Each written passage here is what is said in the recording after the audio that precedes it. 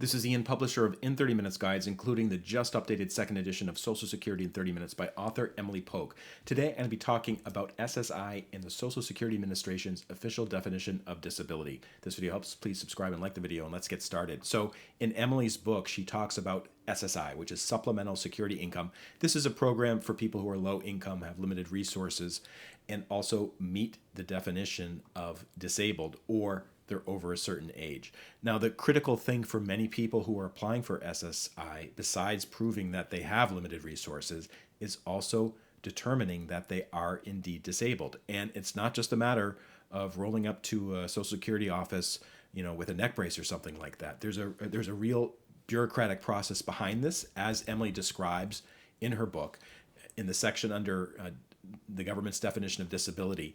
I also urge you to check out the official SSA.gov website, which talks about disability evaluation under Social Security. And it's crucial to understand this if you are applying for SSI, because the government has a very strict definition of what this means. Not only that, for instance, the law defines disability as the inability to engage in any substantial gainful activity by reason of any medically determinable physical or mental impairments, which can be expected to result in death or will it last at least 12 months. And then also talks about the determination process. So there's a bureaucratic process. It involves talking with doctors. It involves getting paperwork from medical facilities.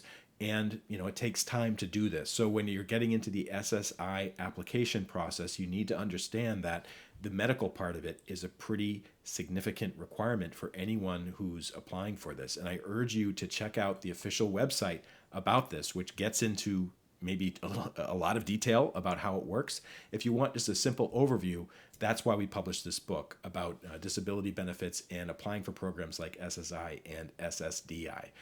If this video helped, please take a moment to like it and follow us. And you can also learn more about the book at in30minutes.com. Thank you so much for watching.